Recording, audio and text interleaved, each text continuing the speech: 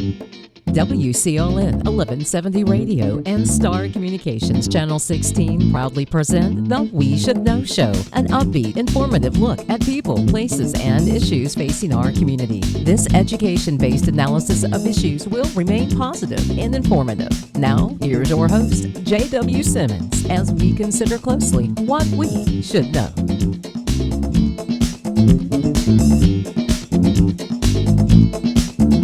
Ladies and gentlemen, welcome back. We Should Know is on there. My name is J.W. Simmons, your host. Today's show is very important. If you have somebody that you want to call, go ahead and call them. They need to hear this show today. It's all about agriculture. And I want to introduce, and I'll start with Brad Hardison. Brad, you are the director of the Cooperative Extension here in Sampson County. And I'll say that your specialty area is in horticulture and landscaping and those kinds of things. If I need to know something about a tree or where to plant something, I'll call Brad Hardison. But you don't have a lot of time to do that now because you're too busy balancing budgets, making sure the money's there, making sure everybody gets paid, and the paperwork's right. Is that close? That's fairly accurate, I would say, right there, JW. And go ahead. A lot of administration duties with this job and some political duties as well in there. So, you always got to be talking to people and making connections and networking with people to make everything flow smooth. Well, I want to thank you for being here and taking time to sit down and talk to us for a few minutes. I want to segue to Eileen Coite. Eileen, under your title, you've got a lot of stuff. A lot of it relates to public relations. A lot of it relates to connecting educationally with the public. Yes.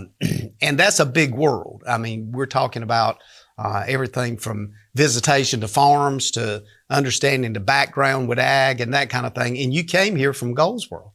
Yes, sir, I did. And literally came from Goldsboro to a smaller town and decided to settle in a rural area. And you got this passion, Eileen, and people need to know this too, for something called horses. Am I right about that? I do. That goes way back. I have two of my own. Yep. Well, I've always said it's always good to have a horse close by. You can't go wrong. They'll spend your money. That's for sure. Yeah. Don't get over two, though, because that gets really serious there. Yeah. And Zach Parker. So now let me get this right. You are the crop guy, whether it's peanuts, whether it's sweet potatoes, whether it's corn, whatever. You can fill us in on the science of it, what it's going to take to make that crop. And moving forward, that's a huge dynamic right here in this county and surrounding counties. Mm-hmm. Yep. You got that right. I don't handle as much of the sweet potatoes. We do have an area specialized agent, Alan Thornton. He handles a lot of the commercial horticulture side of things. So I don't focus as much on sweet potatoes. I know enough about them to be dangerous. That's about it. I also handle pesticide credits, things like that, as well as my role with the pesticide coordinator. Well, Eileen, I'll segue back to you right quick, too. When I get through introduction, I'm going to let y'all start talking about, when we think about sweet potatoes, we have a huge amount of video that we need to get out there on sweet potatoes. We've done a lot of work trying to get an ag show on this station, doing something for ag, because in the counties that Star Communications serves and that WCLN Radio serves, there's a lot of farm activity. I mean, we're talking 8 or 10 counties, but really, this is a show, Brad, that you and I have talked about, too, that if nothing else, maybe quarterly, we can have folks like you sit down and just have a conversation about what's going on with ag. Yeah, that's right. And I think that's very important because it's important to get our message out about ag. And there's a lot of messages out there. There's a lot of misinformation. And we need to be getting our side of the story out about ag, and especially what we're doing here in Sampson County. I remember, growing up in the 80s, working in tobacco, chopping cotton, working in produce. Everybody would stop at lunch and come in to eat and turn on WRAL and watch Ray Wilkerson do the farm report. Absolutely. And we need something like that again. The bad thing about that is I did not realize till we started talking about it how much time and what an investment it would be to get somebody to put a show like that on. Absolutely. And Eileen, you've been involved in that conversation. We actually ran into that wall that a person's going to have to donate at least 20 to 30 hours a week just on that one subject. And that's minimum. It is a time commitment. And then there's the juggling of the scheduling of the farms, the weather, the people. There's just so many moving parts to it. It's not like you just go into a room and, do a show. Exactly. Kind of like Exactly. the good, very good cooking Yeah. show that Yeah. Sydney has out of our office, but you can't do that with ag. Mm-mm. So it's definitely a challenge, but like Brad said, it's very much needed. And another thing on that, whenever we tried to get somebody, and we did, I thought we had 2 people on the line to host it. And then you could run into the issue or the challenge of getting your film roll or your B-roll with what you got. So we mentioned sweet potatoes already, and you said y'all have got a lot of film already on sweet potatoes. But if you're going to do planting, well, you got to do that in May. That's right. Then you got to do the plowing and the fertilizing and the maintenance all the way up until October. Then you got to do the harvesting in October. Mm-hmm. So it's a year's worth of just getting film for it. So then, and that's another challenge that we have with it. I think the big thing is that ag has a lot of moving parts. And what I'd like to do today is kind of do a quick flashback on 2024. And each of you have certain specialty areas you're in. And of course, Brad, you're looking at the whole picture and trying to still deal with your specialty area. But when you look back at 2024, and Zach, I'll segue to you on this because I know the crops took a big hit with the whole issue of water. What was the takeaway from 2024 for you and the farmers that you serve? You have good years and you have bad years, and this past year, 2024, was pretty bad. If you grew corn anywhere in southeast North Carolina, it was pretty bad. I think that people really started to see kind of the value of irrigation. Folks that had irrigation had a fairly good crop, and I think that NC State has kind of been pushing irrigation, especially in this area. Timing is another big thing, because some of the corn that was planted a little later, it got to tassel a little bit later, and it got some better pollination than some of the earlier planted stuff. I think it's just a couple of things like that can really work it out to have a better crop this year. Are there certain crops that you deal with that's more drought resilient than other crops? Absolutely. I think this year, 2024, this past year, you could actually see as far as tobacco and cotton actually didn't have a terrible year. Peanuts did okay too. Tobacco and cotton, they'll sit there and they'll just wait for it. Cotton especially was a desert plant to begin with anyway. It'll sit there and just wait for the water. The whole landscape, though, Brad, when we look at it, is somehow dependent and always has been on the environmental issues. And we're hearing a lot, and we've talked a lot over the years, and the past few years particularly, about climate change and those kinds of things.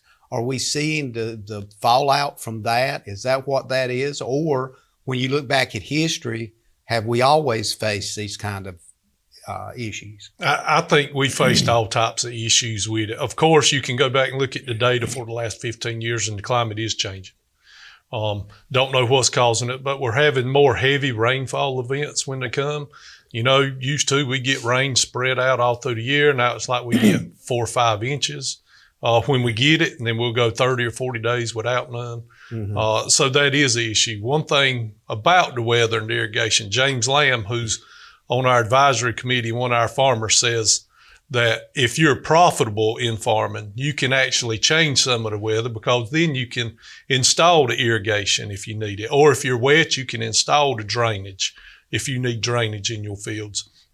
And it comes down to profitability to do that. And our margins in the farming industry are so razor thin right now that we just ain't got the money to put that infrastructure in for those irrigation systems or drainages right now. And that's an excellent point. And just either one of you, but as I talk to farmers, and I know y'all do every day and probably 3 or 4 times just get to the studio, but as I talk to them, those margins, Brad, are getting smaller and smaller. And even to the point that, I've had folks look at me and say, well, I was going to, get another tractor this year. I was going to buy this truck, but they've started maybe putting off some of that stuff. Eileen, that affects the whole system financially and financial support wise. It definitely does. Yeah, it's just been an overall terrible year, and I think more and more people are trying to just do the maintenance on what they have and keep things rolling, or find a deal when they can.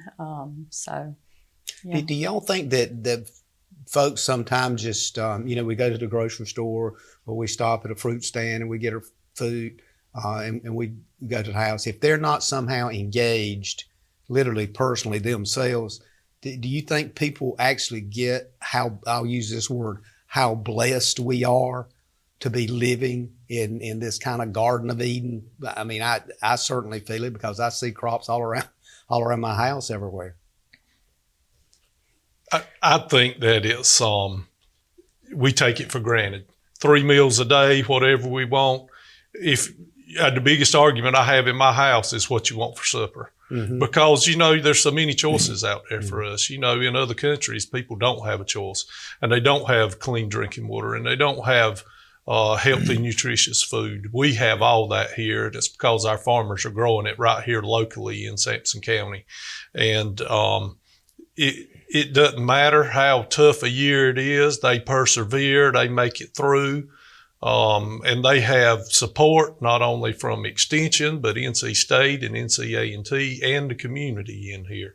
But it's, and then you go to the grocery store and you see the prices, and everybody knows how expensive it is to buy groceries right now. And people think, a misconception, they think the farmers are getting rich off of it. And they're not. They buy everything that they're buying for the inputs at retail and selling everything at wholesale, and they're struggling.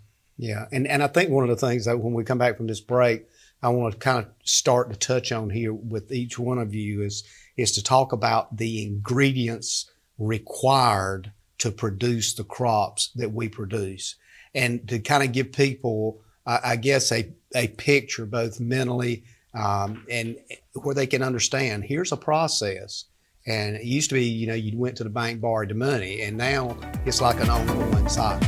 Ladies and gentlemen, we'll be back in a minute. We're talking about the whole issue of ag right here in this area. Stay tuned. Computer viruses, malware, and ransomware are out there. They're dangerous, and they can steal your identity and damage your equipment. Star Communications is now offering Protect IQ. The service adds an extra layer of protection to every device connected to your network, working quietly in the background. Star can help you protect yourself from the inside out with Protect IQ. Call Star today and take advantage of this free service when you sign up for whole home Wi-Fi with Star Communications.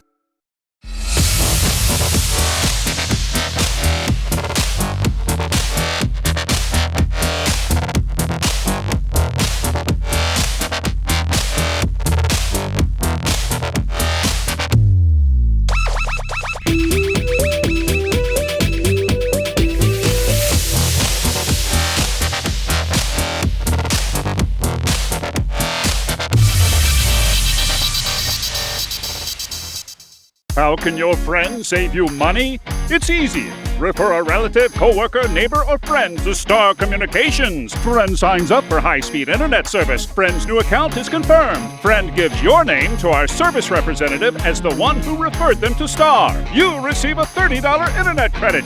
It's just that simple. And even better, receive a $30 internet credit for every referral that results in a new confirmed account. High-speed internet from Star Communications. Refer a friend today. Welcome to Cork and Brew Roseboro, where you can enjoy your favorite coffee, fraps, smoothies, bakery items, sandwiches, and select beer and wines while reconnecting with friends and family. Sit down and enjoy the experience. Come on by and give us a try. Ladies and gentlemen, welcome back. Thank you for being with us today. My name is J.W. Simmons, your host. The name of the show is We Should Know It. Coming to you on Star Communications TV, Channel 16, WCLN Radio, broadcast right here in eastern North Carolina and multiple counties. We look forward for you today to be with us to help us better understand and help the folks that is with us today help you understand about agriculture. And Zach Parker, you're kind of the crops guy there, the specialist in that area. Brad Hardison, I introduced you a while ago as the guy that does a lot of the budgets, but you got a special affinity for horticulture and landscaping and that kind of thing.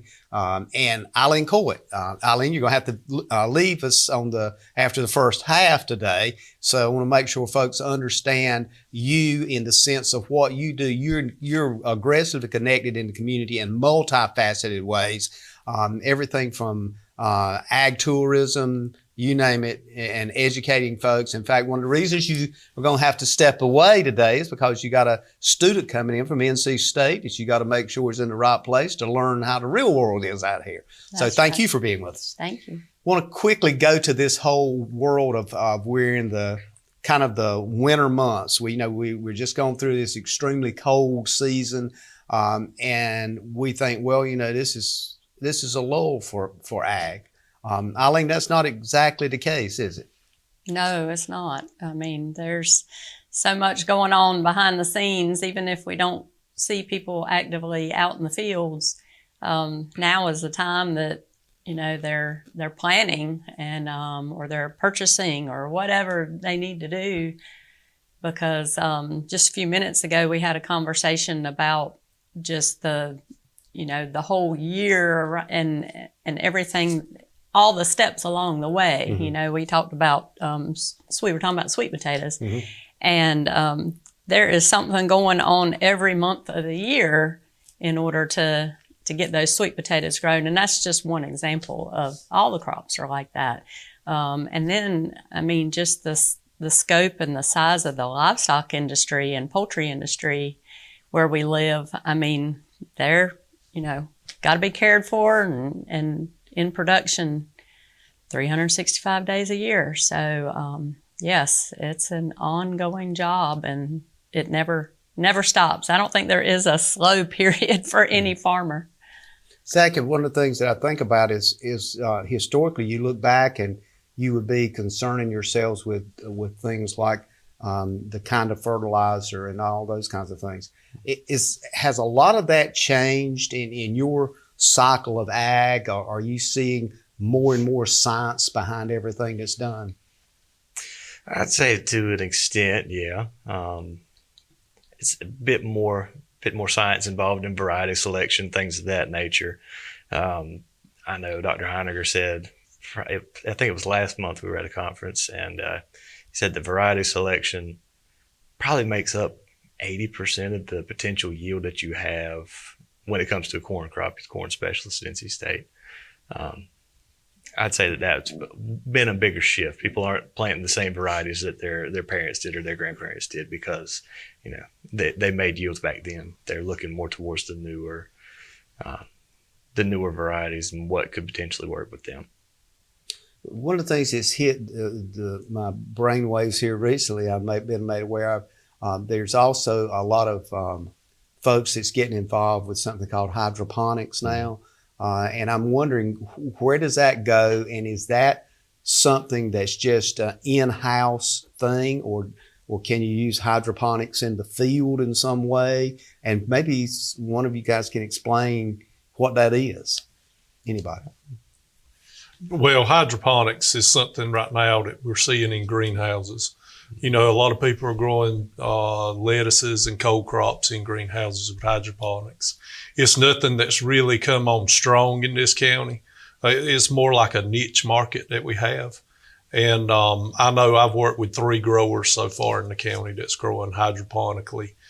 There may be some others that I'm not aware of, but so far right now it's niche and it's just kind of limited to greenhouse crops. And that, to kind of simplify it for me and maybe some of our listeners, is that's basically a plant that's grown and not in dirt, but the roots are given the nutrients they need, and it pulls it up through the water. They're actually grown in like a thing of water, and that's how the plants are grown. Yeah, and the way most people have their greenhouses set up, it's a gutter type system that's kind of sloped from high on one end and low on the other end, and they pump the nutrient-rich solution up into the top of the gutter, and it flows down to where those roots are growing down into the gutter. They are able to pull up the water and the nutrients that they need, and then that water flows right back, and then it's recycled back into the solution tank.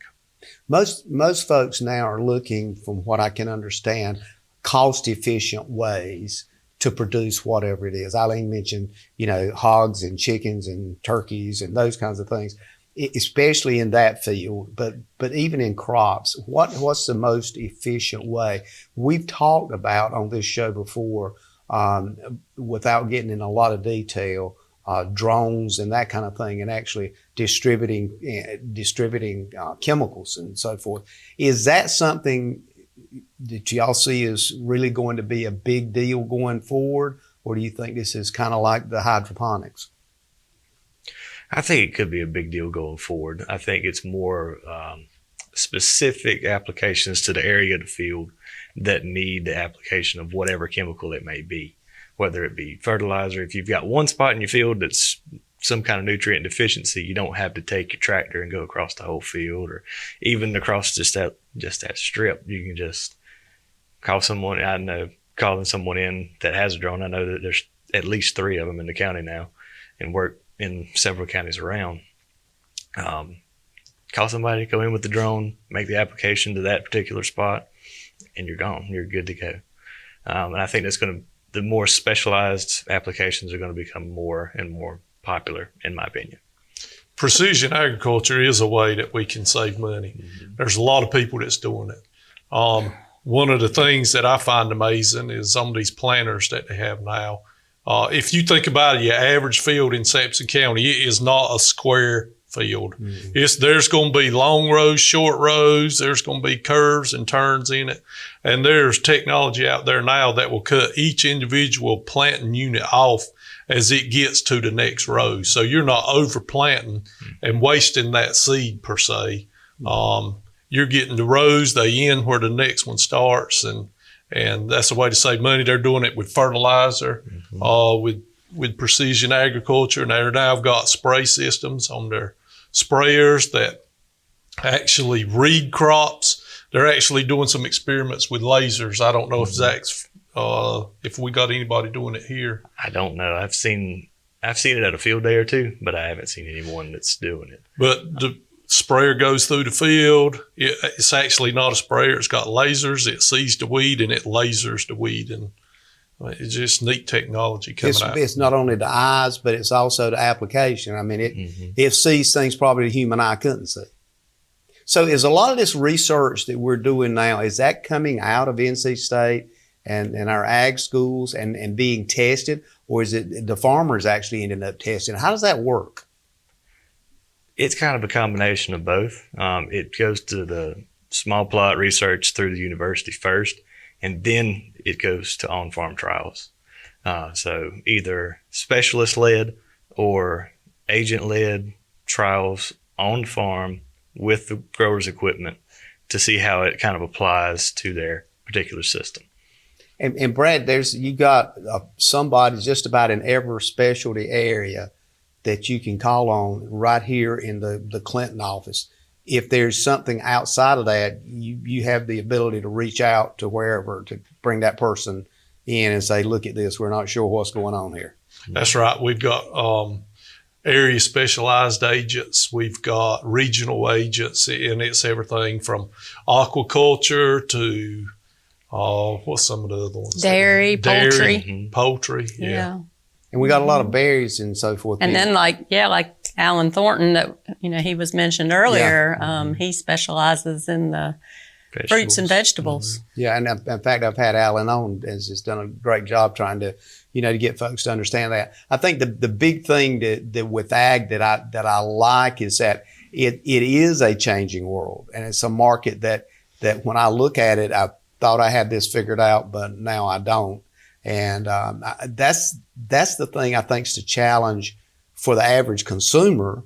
But at the end of the day, it's also on the other side of what you do in the education world of kind of face-to-face education. You got to make sure that everybody else is dialed in. Is that a safe statement?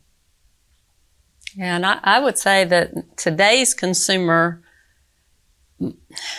more so, you hear more about today's consumer wanting to know where their food came from. Yeah. And so maybe wanting to go visit that farm that's producing the beef or the eggs or,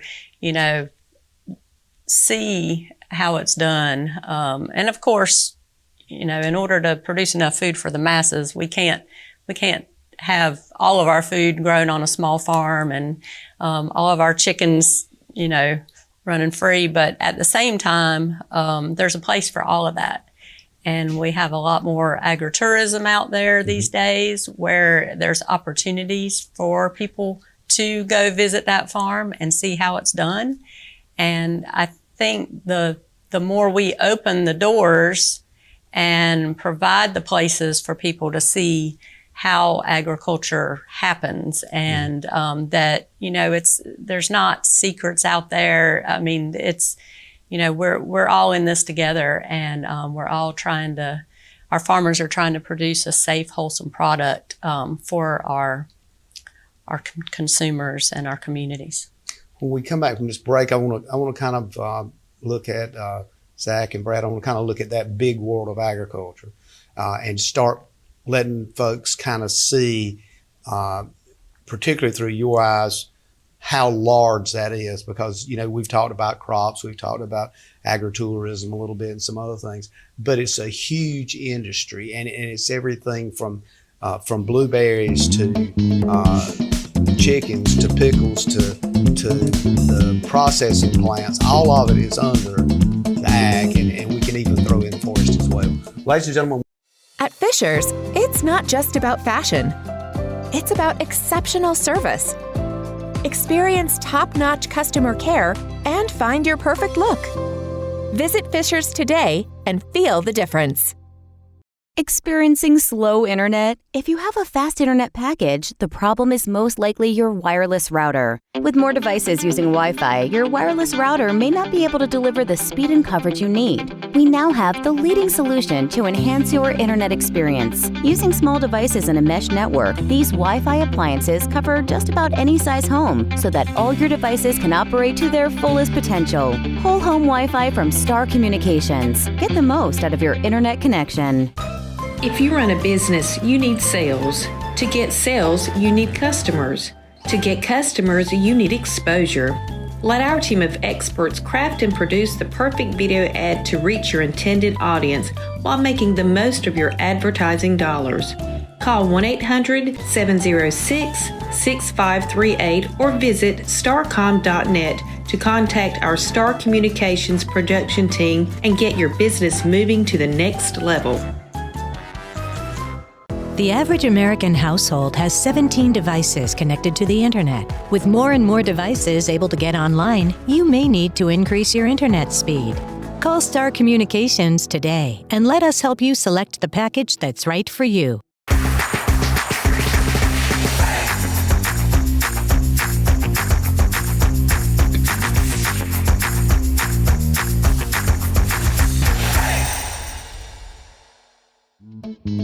welcome back, ladies and gentlemen. We Should Know's on the air. J.W. Simmons, I'm your host. We're talking today with Eileen Coite, with Brad Hardison, and Zach Parker with Cooperative Extension in Sampson County. One of these offices is in each county of the state. Is that what I understand? So if you're happening in Bladen County, there's a team in Bladen County. If it's in Cumberland, or if it's in Duplin, or if it's in Johnston, or if it's in Wayne, any surrounding counties have got folks. So what people are hearing from you guys, there is a team there that's able to respond to whatever their questions are and needs are in that local area. Let's talk about when we use the word agriculture. What does that include? Steve Troxler made a statement that ag was a $1 billion plus industry in North Carolina. I don't know about you, but that's that pretty much sounds like a lot of activity going on. Zach, you talk about crops. What crops do we miss sometimes when we think about agriculture? You know, we get everything from the tobacco to the cotton to corn and that kind of thing. But is there any unique areas out there that's being experimented with? One of the new ones that's kind of come up with me is sesame. You know, sesame seeds on your hamburgers, you know, sesame oil, like in some of your more Asian style foods. It's something that's kind of new and upcoming. They grow a lot of it in Oklahoma and in Texas. but they're moving towards the East Coast with it, just to see if it would grow more in this area and expand kind of their production zone with it. That's the newest one that I've been introduced to. And I think about it, Brad, is that there's always from the landscape point of view, whether it's a golf course, whether it's your backyard or whatever, there's always something going on in that area. But most folks around here, know things about grapevines, know blueberries and that kind of thing.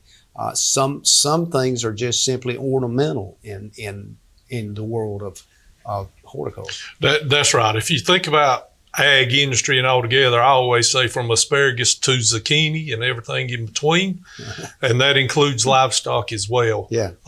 People don't think about golf courses being an ag industry. Just this year, I was at a golf course looking at the grass growing on it. People don't think about grass and our sod farms being part of the ag industry, but they are. People don't think about our landscape and our nurserymen as being part of the ag industry, but they are. And then, of course, that relates over to the consumer who's buying those nursery products or those grass products and putting it in their own yard. And then we're so far removed from the farm that we don't know what to do with it, how to prune it, how to grow it, how to maintain it. And then people will spend 9 hours a weekend working in their landscape instead of doing whatever they want to do just because they don't have the knowledge to do it. And a lot of that ends up being manicuring, the right type of grass, the seed, what kind of soil it grows in. And this is where, Eileen, I get back to the extension office itself. People need really to write that number down, because if you call out there, if Betty answers the phone or whomever, they're going to get you with the right person that understands. And if you guys happen not to know, which is kind of rare, you can reach out to North Carolina State University. Am I correct on that? That is correct. There's so many things so many calls that come through our office. Things like, getting a burn permit, turning in a soil sample, or getting your soil test report back, and then asking somebody like Zach or Brad on, how do I interpret this? Mm-hmm. And what do I need to put out on my lawn or on my crops? And so, yes, there's so many things, so many resources we have. And like you said, if, we don't know the answers to everything, but we have those connections back to the campus, whether it be NC State or NC A&T State, where those specialists are, and they can help us work through the things that maybe we aren't, an expert on. But we have those resources. And we talked about the area specialized agents earlier. There's several of them that we have connections with. We have forestry agent, we have a poultry agent. We have Alan. We're thankful that we have Alan right here in our county office for the specialization on the commercial vegetables and fruits. So lots of connections and lots of resources. A good example of what you're talking about is people all the time bring things into the office for us to identify. Plants, seeds, weeds, you name it. People was asking us to identify it. I became a certified plant specialist, which means I had to go through a list of over 500 plants, learn how to identify them and see what they are. Well, there's 8 billion plants in the world, so you can see the minute amount that I had to learn to become a certified plant specialist. So people will bring stuff in the office. They may bring them to Zach, Al, and me. If I don't know what it is, I'll go to one of their offices. They don't know what it is. We'll call somebody at NC State. We'll send it to the herbarium at NC State sometimes and have to have them to identify it. And even if they can't identify it, they may have to go to another land-grant university. So we have a lot of people and a big network that we work with. And it's not only NC State, it's A&T as well, and all the other land-grant universities in the United States. And just sitting here listening to y'all talk, I think for some reason my mind just went to medical science. You've got all of that in the world of human anatomy, from Chapel Hill to Duke to Raleigh and places that you can go. Well, it's the same thing in that same format is used in the ag industry, because you've got all of these specialists everywhere that you can call on that maybe is just research that one particular plant you're talking about. And that's something that always amazes me, is because we still are getting, for some reason, we're still getting something called invasive species in the area. And that's not necessarily a good thing, is it? No, because it actually takes nutrients and water, and it competes with our native plants that we've got here. And our native plants actually have a relationship not only with the land that it's grown on, but also the pollinators that pollinate it, the birds that feed on it, and any other mammals, squirrels, rabbits, anything that feed off of it. And those invasives come in, and once they take over, they take over. And when you talk about invasives, I'm sure people's got them in their landscape right now. Farmers have them on the edge of their woods. You're talking about Bradford pear. You're talking about honeysuckle. People don't think honeysuckle is invasive. Wisteria, kudzu, just thousands of invasive plants. And a lot of people actually nurture those plants because some smell good, they look good, they have nice flowers, but they give nothing back to our environment here in Sampson County. I'm gonna mention a plant that I remember in my experience, and I don't know what's happened to it, but I recall a period of time, maybe some decades ago, something called witchweed, and there was a big movement. I mean, it was like you had people going around with all kinds of pesticide agents spraying and killing this stuff. It was like a war on witchweed. Do y'all remember that? Brad might, I don't know, but that was a big deal. Yeah, that was back in the 80s and 90s, and I can't remember why it was so bad. That's why my mind's failing me, but I do remember NCDA had a program against witchweed, and they came out and sprayed, identified. And I believe it's pretty much eradicated here in Sampson County. I think it is. Another one is Cogan grass. That's another one that we actually do have in Sampson County. It was found down near the Ivanhoe, Harrells area. So we've got a spot of actively Cogan grass down there. And then tropical soda apple's another one that was found up around the Cumberland County line at 13 Highway that they're working on still trying to get rid of. Where does these things come from? How does it get here to get in our soil? I mean, a lot of it is like not natural to this continent. So does it come in shipping products or commodities, or just people just buy it and set it out? I mean, how does it get here? Well, the Cogan grass that came in at Harrell's was brought from a sibling's house in Florida because it looked pretty, and it was brought up here, and they planted it in their yard, and then it took over the yard, and then took over the ditch banks and the highway, and then out in the field, and that's how it got in. But there's numerous ways people bring it in. You know, it can come in with shipments of other plants. It could be weeds that's in containers, just so many ways, but mostly people introduce them.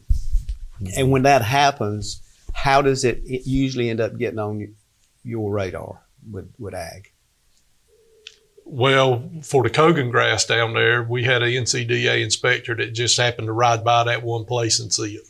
And recognize what it was. Recognize what it was. So he stopped, he called me, we went down there. We've had a big field day down there. They've pretty much got that under control. Same thing with this tropical soda apple up at 13. The NCDA inspector found it.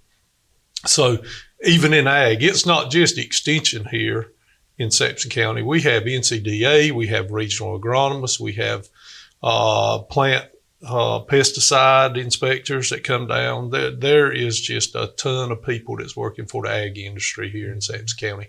And it's a big team that's trying to make things better. Eileen, I know you're going to have to step out here in about 30, 45 seconds. So any last thoughts you want about the area that you cover, which is that connectivity to the community? I would just say that I'm excited about the ag education program that I provide to the schools as a resource. And so if there's any teachers out there that would like to have me come in their classroom, most of the time I focus on 4th grade. And but I think it starts with our children, keeping them educated about agriculture. So call Eileen Coite at 592-7161. Yes. And that is perfect segue, because the public schools, that's where it starts. That's where you go from there. So we're going to take a quick break. We're going to come back, and Brad, Zach, we're going to continue this conversation. Ladies and gentlemen, thank you for being with us. We're coming up on the last segment. We want to talk about the coming year, 2025. What does that look like for ag? For farmers out there that's listening, what does these folks think? We'll be back in a moment. You're out for an evening on the town. Finally a chance to relax and forget that you left your front door completely unlocked. Fortunately, you just installed a security system from Star Communications. With just your cell phone, you can check on your house, lock it down, light it up, and get back to relaxing. He forgot to put Buster in his crate. Unfortunately, we can't help with that. Security and automation from Star Communications. Call today to find out more. Providing fewer commutes, more backyard offices, and crystal clear meetings. Providing less, you froze up, and more presence in your presentations. Providing a better internet experience. Providing possible. At the Reedy Mark, we take pride in a unique, distinguished customer experience. We specialize in handcrafted cocktails, allocated bourbons, as well as gourmet signature food items exclusive to our menu at the Reedy Mark in Roseboro. Ladies and gentlemen, welcome back. Thanks for being with us today. My name is J.W. Simmons, your host. The name of the show is We Should Know. We're talking about agriculture, two folks that are directly involved in, and some aspect of it is with us for the last segment. Eileen Coite had to leave us. Brad Hardison, who is a director of Cooperative Extension, handles everything from budget and making sure everybody's there in the morning and the lights is on. Brad, thank you for being with us. And Zach Parker, you're the guy, you're in the field guy. You're planting the crops. You're making sure everything is tested. You're making sure that the seeds are there and that farmers, as they're thinking about now 2025 and looking at the coming year, if there's something they need to know, you're the go-to guy when it comes to crops. Mm-hmm. Okay, I want to kind of toss this out, and Brad, you got some things that you definitely need to cover today, but I just want to talk about what we can cover here in this last segment, particularly looking at year 2025. We've touched on the drought, the things that happened in 2024, but 2025, now's the time people, as you've pointed out, Brad, are doing everything from testing the equipment, making sure they got the right equipment, all of that's there. What are you hearing? What are you thinking in the world of ag for 2025? So 2025, we need to build off our past. That's the first thing we need to do. We got to get better from last year. And some statistics that I've got, and I'm going to read them off the paper here. Sampson County is now number one in North Carolina for crops. It's number one in North Carolina for livestock. We're number 14 in the nation. That's how big agriculture is in Sampson County. Huge. We do $2.2 billion worth of cash sales out of Sampson County that contribute to the economy. We're the top producers of vegetables, melons, potatoes, sweet potato, poultry, and eggs, turkeys, hogs, and pigs. So we're very diverse. Got a lot of things that we're growing. 53% of the county employment is in agriculture or some type of agriculture service that we have here. And 89% of our farms are family owned. And I think that's huge that we are still family centered agriculture here in Sampson County. Going ahead in 2025, we hope that the weather cooperates better for us. And we're getting ready for our production meetings that Zach's going to hold coming up, where we can get information out to help these farmers make better decisions or improve on their decisions that they're making for 2025. When I hear numbers like that, and I think about not only is it important, as you said, but there's this challenge, and we've talked about this off air and on air, of trying to get people to understand and connect that the livelihood and the financial stability, not just of this area, but this state, depends on agriculture. It does. And it's everything from grocery store workers to convenience store workers to teachers in the schools.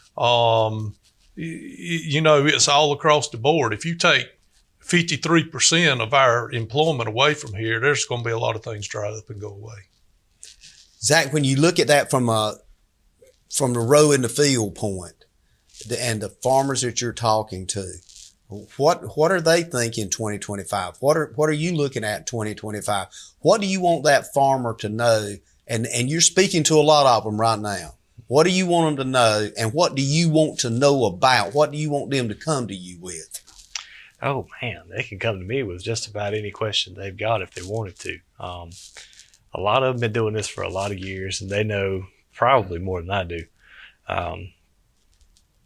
But they can come to me with any questions that they might have that they need some directions with. The thing that I'd want to drive home as far as 2025 is to prepare for whatever outcome could be. You know, we hope and we pray for a better year than we had in 2024, water-wise, insect-wise. I'm hoping that these freezing temperatures we've got outside right now have kind of knocked down some of the insect pressure. And we're hoping that the market kind of turns around a little bit. The thing that I would say is just to prepare for any eventuality. Make sure that your crop insurance is ready to go for the worst case scenarios. Make sure that your equipment is, do what you're doing right now. Make sure that your equipment is up and running, and make sure that it'll last you for another year. One of the things, Brad, that you mentioned that struck me too is that there's a lot of attention and this is not a bad thing, if a media company or a technology company comes in, it's like they're just hired 400 people, and it's maybe in Wake County or somewhere in the Wake landscape, and everybody's excited. That's all you hear on the media. But there's not that much attention that's focused on a farm that's successful and had a good year. And the products, how are we missing that? And how are we missing the camera angle? I'm trying to wrap my head around the numbers you just said, because it's unbelievable, those numbers. But how are we missing that? Well, it's like we talked about earlier. People take it for granted. 3 times a day, everybody needs a farmer: breakfast, lunch, and supper. Whenever you go to the grocery store, I think about to the COVID pandemic. Mm-hmm. Whenever people went to the grocery store and there was nothing on the shelves, or there was very little things on the shelves, we probably got 500 phone calls of people that year wanting to know how to grow their own food. They wanted to start growing their own food because they were worried about the supply chain. Mm-hmm. Well, of course, the American farmer and the Sampson County farmer has come and filled those supply chains again, as always. 2% of the population feeding 98% of the population. And they do a super job, and they do it under strict regulations, and they do it under misinformation. They do it under all types of weather conditions and so much stress that these guys are on, but they persevere and they keep doing it. If you don't mind, touch on just for a minute the labor issue with farmers and family farms. It's a job to find people to work. We are importing folks but the farmers I talk to, all the folks that are coming in here are regulated. I think they call it a green card holder. They have to be, certain regulations. Is that something that's still going to be needed? We've heard a lot about immigration issues and that kind of thing. How is that going to affect farming in 2025? You want to take that? Whenever it comes to H-2A regulations, I don't believe it'll be really affected by the new incoming administration and immigration kind of reforms that they're going to be making. And as far as H-2A laborers, the jobs that the farmers need to get done, they have to post them here. They have to buy a spot in the newspaper and post about them for, I think, a few months before they can start getting workers from other countries. And they'll post them and they won't have anybody respond. So the domestic labor force isn't going to do the jobs that they're wanting them to do, and that's why they're having to import this labor. And if you think about when we were growing up, yeah, it was all school kids in the fields. Mm-hmm. Well, now that's regulated out. The age limit, I think, is 16 to 18 before you are able to work on a farm. You can actually get in big trouble if you're working somebody 14, 15 years old. Yeah, absolutely. Exactly. Even in your own family. Yeah. So that's another issue. You know, we were the labor force growing up. School age kids are not anymore. And that dynamic change, we could do probably a whole show just on that. I want to segue for a moment though, and move to the thing that we did a show in 2023 on PFAS, and that was Kilmer's out of the plant was located in Cumberland County, Cape Fear River, and this chemical had spread into the river, and it was being found in some proximity. Ag's been doing a lot of research in that area now. Give us a brief on what's going on with that. So PFAS is an issue that we're seeing now with the ag industry, and it's just started. We're trying to figure out what to do with it. We've got two specialists at NC State, Dr. Kaluza and Dr. Duckworth, that's actually working on PFAS to try to figure out some things with it. The things that we know about PFAS is there's short chain PFAS and long chain PFAS. Short chain PFAS is mobile in the soil if you have the right conditions. So the right conditions for it to be mobile is sandy soil, low organic matter, and low pH. Well, that's Sampson County soil in a nutshell right there. That's what we have here. Mm-hmm. So we know those short chains are going to be mobile in our soil. We also know that in Cumberland County, they have found PFAS in some leafy greens. So we know that those short chain PFAS chemicals are moving from the soil and up into the plant and into the leaves. So that's another way that we can consume or be around PFAS. But what people don't talk about is where PFAS already is and has been since the 40s and 50s. So just a few things that tell you where PFAS is or already has been in your home. Paint, varnish, carpet, nonstick cookware, television sets, cell phone, and mattress pads, baby cribs, baby strollers, baby mattresses. Those are some of the places where you can find PFAS in your home. In the food industry, fast food wrappers, candy wrappers, microwave popcorn bags, pizza boxes, bottled water, and all this compostable dinnerware that we have, all have had PFAS contained in it. Personal items, shampoo, nail polish, dental floss, toilet paper, cosmetics, sunscreen, contact lenses, rain jackets, and umbrellas. So those are some places that PFAS has been in since the 40s or 50s. PFAS is everywhere. It is. And I think that's one of the things that science is now validating. So we've got to figure out if there's truly a harmful trend in all of that. And if there is, it's already out of the bag. We're going to have to go to close on the show today. I want to thank you guys for being here, Zach, and of course, what you do and Brad, what you do is critically important to us. Eileen as well. She had to leave a little bit early, but I want to continue this conversation and continue to keep ag part of We Should Know. We're going to try to do something quarterly. So thank you again for being with us. Ladies and gentlemen, thank you for being with us today. We look forward to having you back each and every week. We also look forward to seeing you next week, and may God bless.